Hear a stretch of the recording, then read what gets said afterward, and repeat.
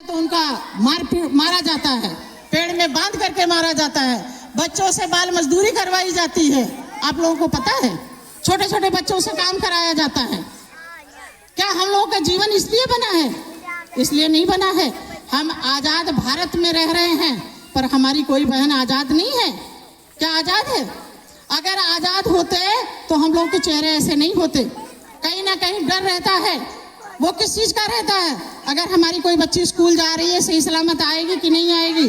हमारे पति काम करने गए हैं, वो सही सलामत वापस आएंगे कि नहीं आएंगे? कुछ भी नहीं कहा जा सकता है। इसलिए हम लोग आप लोगों को जगाने आए हैं। अगर किसी की बच्ची के साथ अन्याय होता है, किसी के बेटे के साथ होता है, किसी के पति के साथ होता है, तो आप लोग ऐसे निकल करके आइए अपने घरों से। भारतीय समन्वय संगठन लक्ष्य ये काम कर रहा है, हमारी बहनें ये काम कर रही हैं। अगर किसी के बेटे के साथ अन्याय होता है और हमारी किसी भी महिला कमांडर को अगर पता चल जाता है कि आज इस गांव में ऐसा हुआ है, तो हम लोग लखनऊ की बैठे उसकी FIR दर्ज कराते हैं। लखनऊ की बैठे हमें आने की जरूरत नहीं होती है, सिर्फ आप लोगों को अपने घर से निकलने की जरूरत है। अगर इतने लोग भी थाने में पहुंच जाएंगे तो थानेदार अंदर नहीं बैठेगा, निकल करके बाहर आएगा और पूछेगा, बताइए बहन जी क्या हुआ। एकता में इतनी बड़ी ताकत होती है, संगठन में सबसे बड़ी ताकत होती है। अगर हम लोग संगठित हैं तो सारे हक अधिकार हमें साथियों चल के कोई देने नहीं आएगा, हमें छीनने पड़ेंगे। कब छीन पाएंगे? जब हम एक साथ हो जाएंगे। ये मत कहिए कि ये उनकी बेटी है, इनका बेटा है, ये इनका पति है, इनकी जिम्मेदारी बनती है। ये हम सबकी जिम्मेदारी बनती है, आप सबकी जिम्मेदारी बनती है। जिस दिन आप लोग मानेंगे ये बच्चा हमारा है, तो ये जितने देश के हैं ये बच्चे हमारे हैं। भारत देश में जितने भी अपने बहुजन समाज के हैं, ये सब बच्चे अपने हैं, ये सब बहनें अपनी हैं। आप लोगों में एकता का परिचय होना चाहिए। आज मुझे बहुत अच्छा लग रहा है सीर गांव में आने पे। पहली बार इस गांव में आए हैं। जिला सीतापुर है, जिला सीतापुर हमारा भी है, हम भी यहीं से, हमारा मायका है। मगर जितनी भी महिलाएं यहाँ पे आई हैं, इनके अंदर जागरूकता है, कम से कम शांतिपूर्वक बैठी हैं। बच्चों की तो कोई गारंटी नहीं, बच्चे तो इधर भी भागेंगे उधर भी भागेंगे, पर हमारी बहनें आराम से सुन रही हैं। या जितने हमारे साथी भाई हैं, या जितने हमारे यूथ लक्ष्य कमांडर हैं, या जितने भी इस गांव से भाई हैं, वो सब बैठे हुए हैं। तो यही है, अगर आपके गांव में कोई आया है अच्छी बात करने के लिए, तो आप लोग अपने घरों से निकल करके आए, उनकी बात को सुने और अमल करें। अमल करने का मतलब हम उन बातों को समझें, उनको फॉलो करें, स्वीकार करें कि हमारे देश में क्या हो रहा है।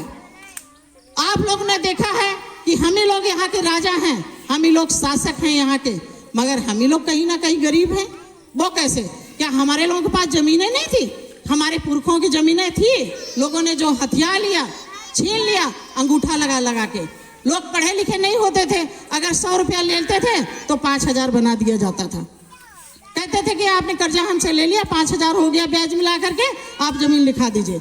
हमारे जो बुजुर्ग साथी भाई होते थे वो बोल नहीं पाते थे और जाकर के जमीन लिखा देते थे। इसलिए आप लोगों के पास जमीनें नहीं हैं। मगर आप लोग ऐसी गलती मत करिए, अपनी जमीन बचा करके रखिए कि जमीन से जो अनाज उगता है वो आप लोग उसको खाते हैं। किसान हमारा अन्नदाता है, मगर कहीं ना कहीं हमारे किसानों के साथ अन्याय होता है। हो रहा है कि नहीं हो रहा है? तो आप लोगों के पास जितनी भी जमीनें बची हैं उनको आप बचा के रखिए। और हम साथी भाइयों से ये कहेंगे, वो किसी प्रकार का जो नशे का सेवन है आप लोग मत करिए। नशे के सेवन से आपकी जिंदगी खराब हो जाती है, आपका घर खराब हो जाता है, आपके बच्चे बर्बाद हो जाते हैं। आप लोगों ने सोचा, जब आपका जीवन है तभी आपकी पत्नी है, तभी आपकी माँ है, तभी आपके बच्चे हैं। अगर वो जीवन आपने दारू पी करके, नशा करके आपने बर्बाद कर लिया, तो समय से पहले जब आप दुनिया छोड़ करके चले जाते हैं, तो बताइए पत्नी को क्या दे के जाते हैं? बच्चों के लिए आपने क्या किया? जहां से हम लोग उठ करके यहाँ तक पहुंचते हैं, फिर हम लोग जमीन पे आ जाते हैं कि नहीं आ जाते हैं?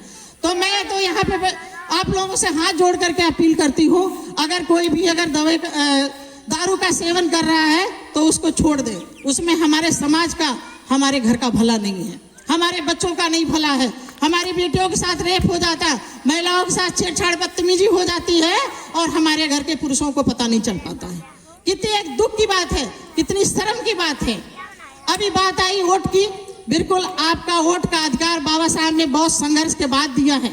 ये वोट का अधिकार आप लोग सुरक्षित रखिए। आप वोट का अधिकार, आप मालकिन हो वोट की। आप जिसको चाहोगे उसको नेता बनाओगे, जिसको चाहोगे वो सरकारें आपकी बनेंगी। और जब हम सरकारें बना सकते हैं तो अपने अधिकारों को बचाने के लिए सरकारें हम झुका भी सकते हैं, सरकारें गिरा सकते हैं। ये ताकत है आप लोगों में, ये एकता की ताकत है।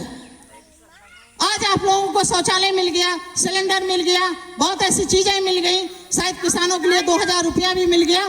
क्या इससे आपका जीवन कट जाएगा? क्या आपके बच्चे पढ़ जाएंगे? अगर आपको 3-4 चीजें मिल गई, उससे ज्यादा कई चीजें खत्म कर दी गई। क्या आप लोगों को पता है? सरकारी नौकरियां खत्म कर दी गई, सारे सेक्टर प्राइवेट कर दिए गए। 2 साल से कंटिन्यू स्कूल बंद पड़े हैं। जो हमारे बच्चे तैयारी कर रहे थे, बड़े बच्चे, जो आप लोग कहते थे खेती में काम करके मजदूरी करके अपने बच्चों को पढ़ाती थी, वो सपना देख रही थी कि हमारा बेटा नौकरी करेगा तो हमारे अच्छे दिन आएंगे। सोच रही थी कि नहीं सोच रही थी? मगर कहां से अच्छे दिन आएंगे? सारे सेक्टर प्राइवेट कर दिए गए। वो नौकरियां तो देंगे, जब चाहेंगे देंगे और जब चाहेंगे तब निकाल देंगे। तो ये बहुत चिंता का विषय है। आप लोग जग जाइए और अपने सारे हक अधिकार अपने बच्चों के आप लोग मिल करके छीन लीजिए। कोई हमें चल के नहीं देने आएगा। जिस तरीके से आप ये 150-200 लोग जो भी यहाँ पे बैठे हैं, यही सबसे बड़ी ताकत है। आज अगर हम इस गांव में पहली बार आए हैं तो इतनी बहनें हमारी निकल करके आई हैं। हो सकता फिर दूसरे गांव से आएंगी, तीसरे गांव से आएंगी। आप लोग 20-20, 25-25 गांव का प्रोग्राम कराइए कि हर गांव में ये आवाज पहुंच सके। और मैं तो कहती हूँ जितना भी जीवन बचा है ये बहुजन समाज के लिए लगा देंगे। आखिरी सांस तक आप लोगों के लिए लगाएंगे, आखिरी सांस तक काम करेंगे। इस बात का हम लोगों ने संकल्प लिया है कि आखिरी सांस तक हम ये छोटे छोटे बच्चों का जो भविष्य खतरे में है, जो इनकी शिक्षा बंद पड़ी है, इनको प्रॉपर वो सारी चीजें मिलनी चाहिए। क्या आपके गांव में अस्पताल नहीं होना चाहिए? क्या हमारी कोई भी बहन बीमार होती है तो जब तक हम उसको अस्पताल पहुंचाते हैं तब तक वो दम तोड़ देती है? आप लोगों ने देखा कोरोना के टाइम में जो एक बहन, एक महिला अपने बच्चों को अस्पताल के अंदर और घरों के अंदर जन्म देती है, उसको सरकारों ने मजबूर कर दिया सड़क पे जन्म देने के लिए। जो दिल्ली बंबई में हमारी बहनें फंसी थी, जिनके पास किराया भी नहीं था, खाने का भी नहीं था, मजदूरी भी बंद हो गई, फैक्ट्रियां बंद गई, सब में ताले लग गए। भाई पूंजीपतियों जिनकी फैक्ट्री थी तो उनका तो कुछ नहीं बिगड़ा। हमारे लोगों के लिए आने के लिए साधन भी नहीं कि हम अपने गांव वापस जाएंगे, अपने जिले में वापस जाएंगे तो कम से कम कुछ खा लेंगे। हो सकता है गांव में अगर 2-4 कुंटल गेहूं भरा है तो मिल बांट करके खा लेंगे। पर वो बहनें आते आते पता नहीं कितने बच्चे, उनके पास ना कोई साधन दिया गया, ना उनको गांव अपने जिले में वापस करने, लोग वहां से पैदल चल दिए जब भूखे प्यासे थे। तो बहुत ऐसी तकलीफ हमारे लोगों ने उठाया। और उसके बाद अगर वो लड़का वापस आ गया बाहर से तो कोरोना के से उसको बाग में रखा गया, अलग रखा गया। कोई ऐसी व्यवस्था नहीं थी कि जो उनको सुरक्षा मिल सके। और पता नहीं कितने हमारे लोगों ने दम तोड़ दिया। मगर हम तो कहते हैं सबसे ज्यादा अस्पताल होने चाहिए, सबसे ज्यादा स्कूल होने चाहिए और सबसे अच्छी एक कानून व्यवस्था होनी चाहिए।